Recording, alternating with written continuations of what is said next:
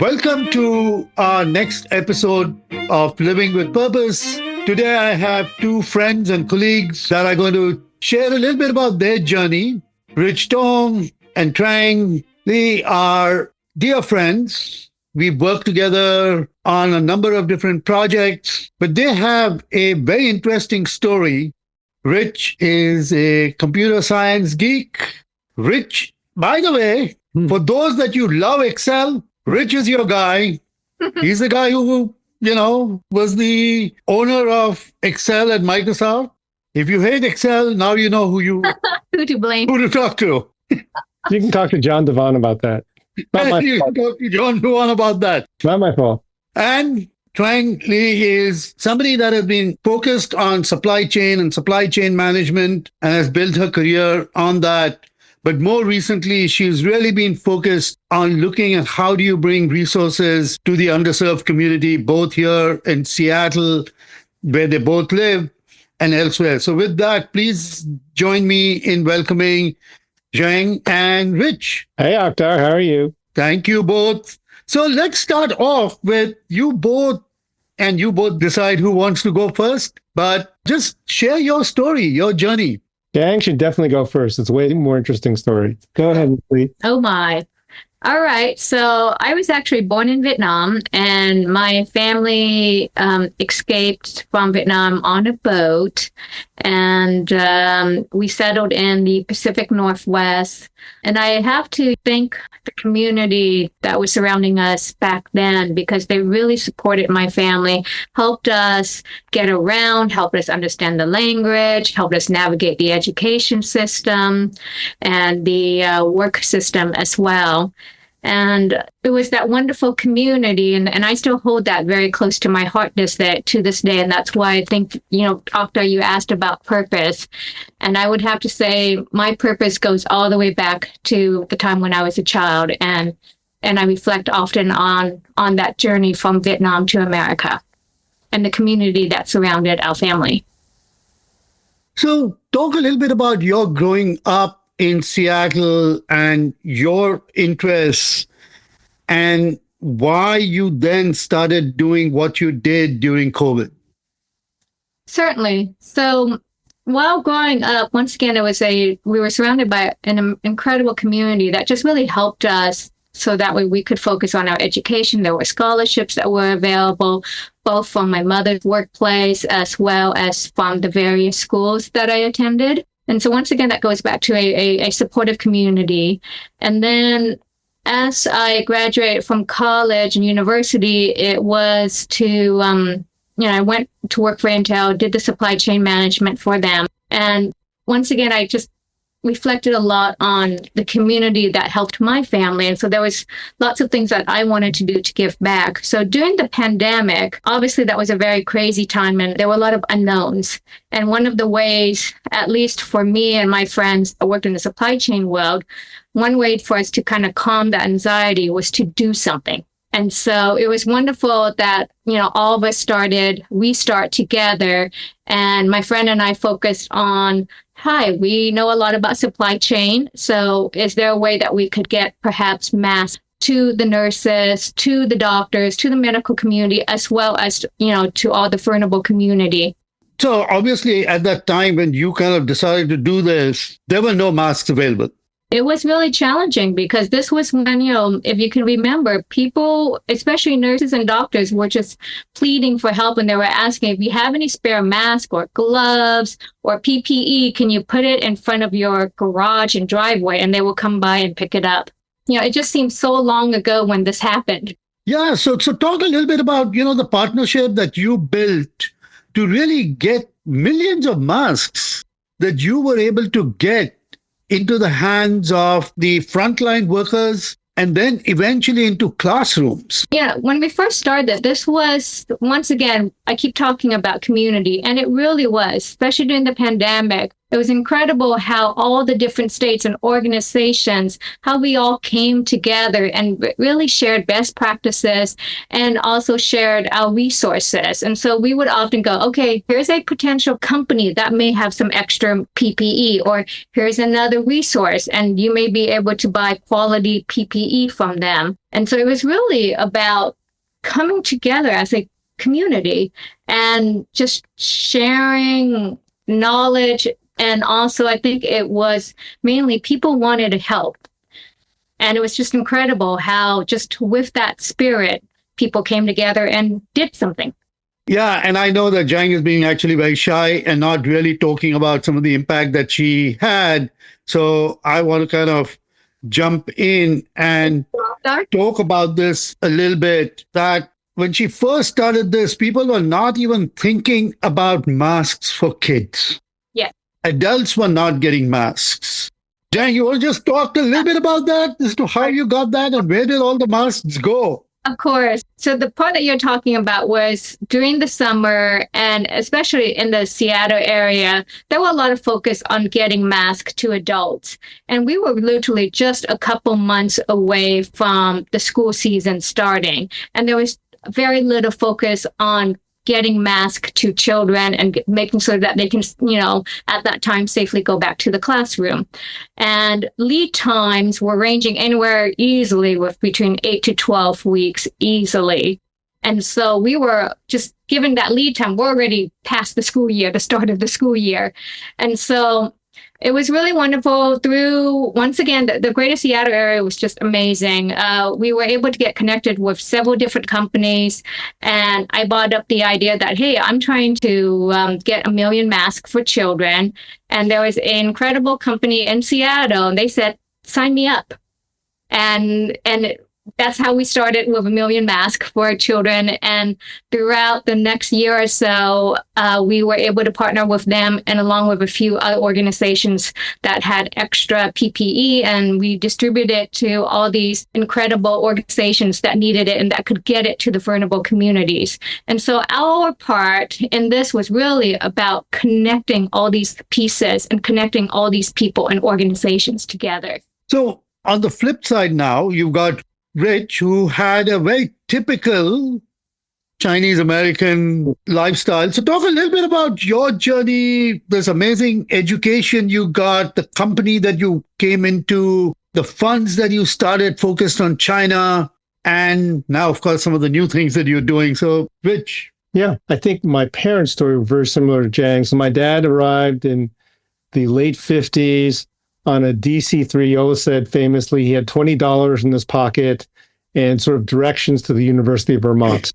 So I grew up in a very academic community and then went to school in New Jersey and magically ended up at Microsoft at the tender age of 25, not knowing very much. And I was fortunate enough to be part of the PC revolution.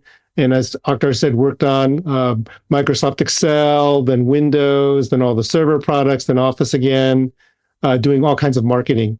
And that was maybe the first lesson is sometimes you have to be in the right place at the right time. And I think what we did together, Akhtar, with you with Restart and our COVID expedition was really just at the right time with the right people. I then went on to co-found 2 venture capital firms, one here in Seattle and then one in China. And that ultimately ended up being very successful because Seattle back in the early 2000s was not a big place for startups. It was mainly an Amazon, Microsoft big place. And today it's one of the most vibrant communities. And we raised, $1 billion or so to do that. And then over in China, which at the start was a very, very open economy, we basically were one of the first venture funds there. And that was, again, another exciting time. I just did the math. The economy there has grown almost 20x in the last 20 years. So just imagine the amount of growth that's happened there.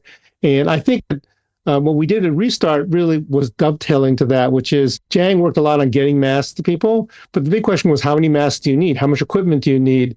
And that's where we got involved with you, Akhtar. And I think the purpose of changing the world for the better with great people and having fun doing it is sort of my purpose. And the adventure in COVID fulfilled all that because it was very important. We did burn, they're called burn rates, but burn forecasts for state of Washington, for the city of New York, for the state of California, just trying to take all the econometric data that's already out there calculate what people need in terms of daily use, and then we came up with some forecasts. And the great people part was, Akhtar, I have to thank you once again. We just called you and said, we need help. And immediately your whole network lit up.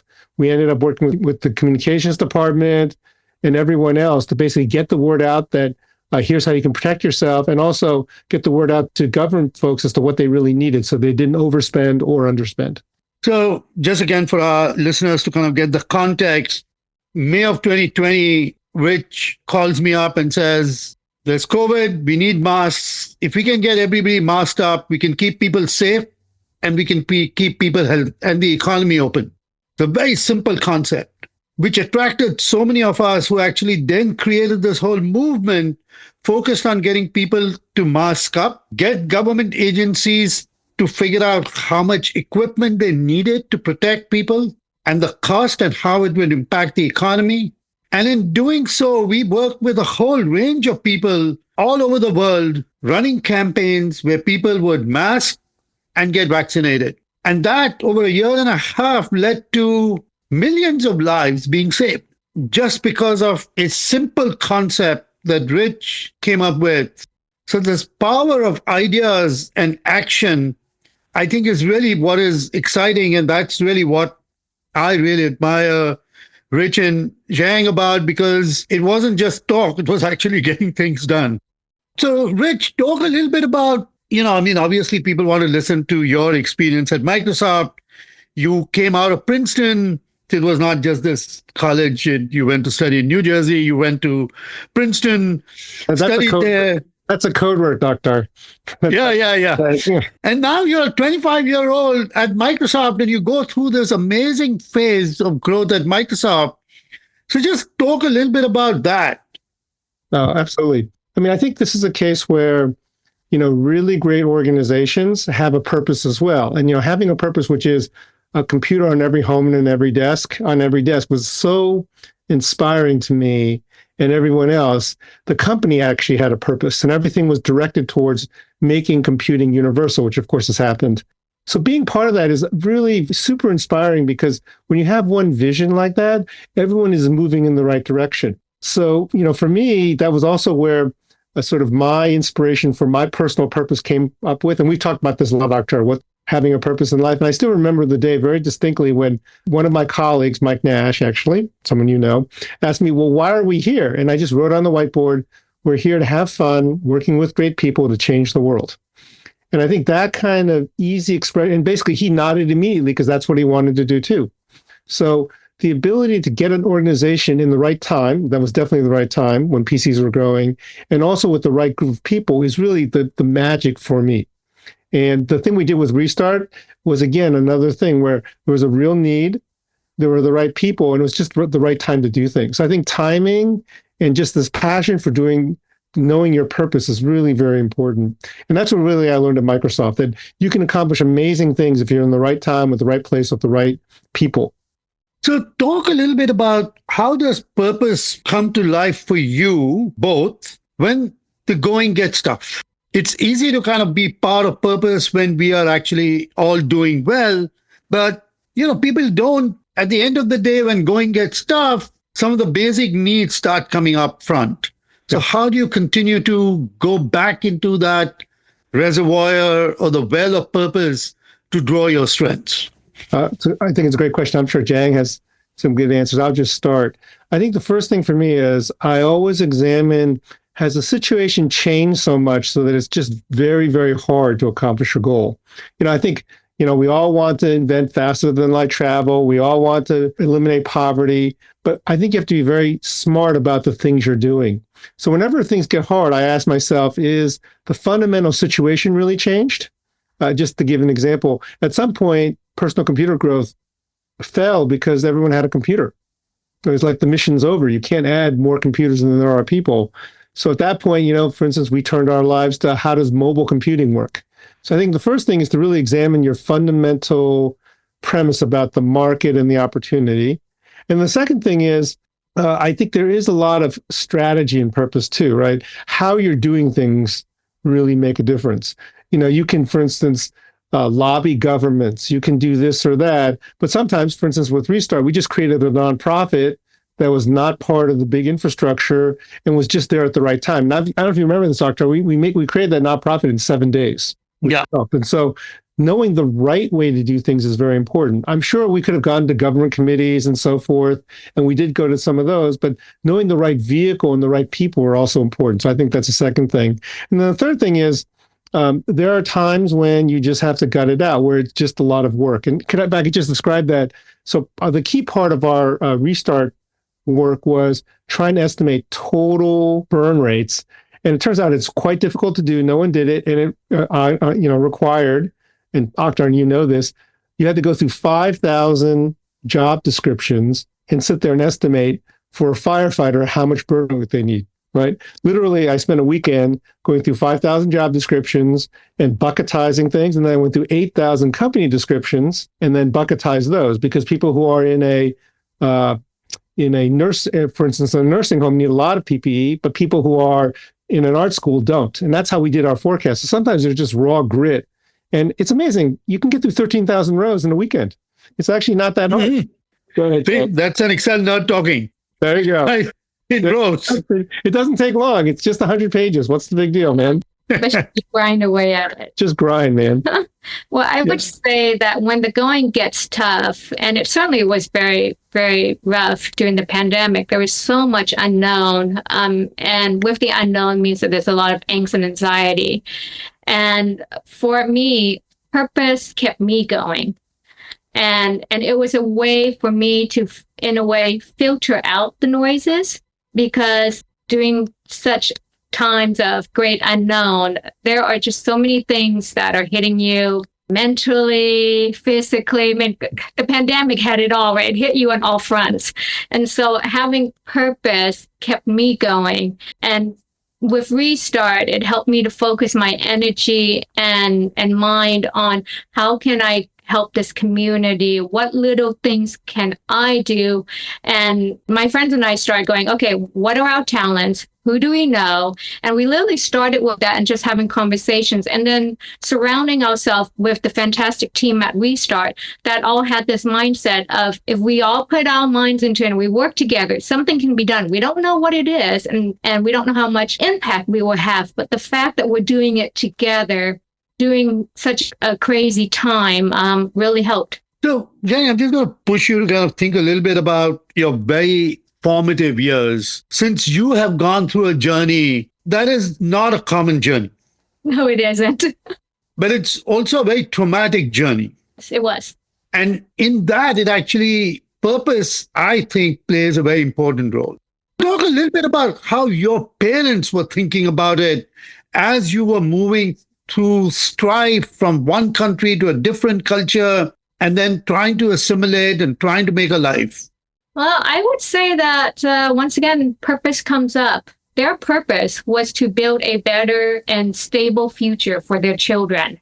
It was to get our family into a place where we would have more opportunities and access to education. And they've truly believe that with education, we can move to greater places in life, right? My family was from a little village. And so having access to school was extremely difficult. I mean, you had to, probably walk for hours. And if you were fortunate to have a moped, it would probably still take you half an hour on a moped to get to a small little school. So let's kind of end a little bit by just you both sharing this one golden nugget, a word of wisdom that you want to leave people by, that encapsulates your life and what you believe people should really adhere to. Oh, I think one nugget is so hard, Akhtar. I just think that purpose is not something that just sort of comes to you in the night. It's something you have to work on. I really like the books you've done, because it means that purpose itself, you have to have a purpose to create a purpose, right? So finding your purpose is actually quite hard. But once you have it, you have the right thing. So I think the biggest thing is find something you can really believe in, and that which is achievable, right? And I think that your process that you have for thinking about that is very, very important, because it doesn't just come to you waking up in the morning, I just know what I want to do. It's much harder than that. And I would add to that, as you have this list of potential purposes, you will find one that will resonate more with you. And, for some people, they may be more on the feeler types, and that would be, listen to your gut, listen to your feelings. For others like Rich, he would probably build an Excel spreadsheet. But, we're all, if you're very analytical, then you do your pro and cons table, and then you see which one works maybe best for you. And also, you're going to have to just give it a shot. And then you may not succeed on the first time. You just have to keep at it until you find something that works. Thank you very much, both. One of the things that I have learned from the two of you is that you actually willingly walked through a door into a new environment. It would have been so easy for all of us to have just said no. Yeah, exactly. That's true. Good point. Our lives would not have changed much at all. But the discovery of walking through and opening a door put us into a whole different realm. And that I am now constantly trying to get my students and anybody else that is listening to actually understand. It is very easy to say no, but I would urge everybody to constantly say yes. Because by saying yes, you actually get on a path of exploration. And you may find that, that was a wrong yes. Right. But you would still go on a journey of exploration. I would say that's what living is about. It's about these adventures that you go on, whether that adventure is just literally right out of your front doorstep, or it could take you much farther. But by what we did during Restart, we were connected to you and the rest of the amazing team that we may not have been connected to. And then don't forget, during the pandemic time, we were able to get connected across all these different states. And now Rich and I have good friends in all these different states from the work that we did with Restart. And we wouldn't have had that had we not opened that door. It's a great way to end. Thank you very much, both Rich and Trang. They're both sitting in Hong Kong and have taken this time from their schedule of meeting family and friends to share their journey with you. Again, remember, purpose is this renewable source of energy that drives humanity forward. Articulate your purpose, live your purpose, learn about how you can, through our work, through our website at purposemindset.org, discover your own purpose and get on this journey of discovery. Until next time, thank you all very much.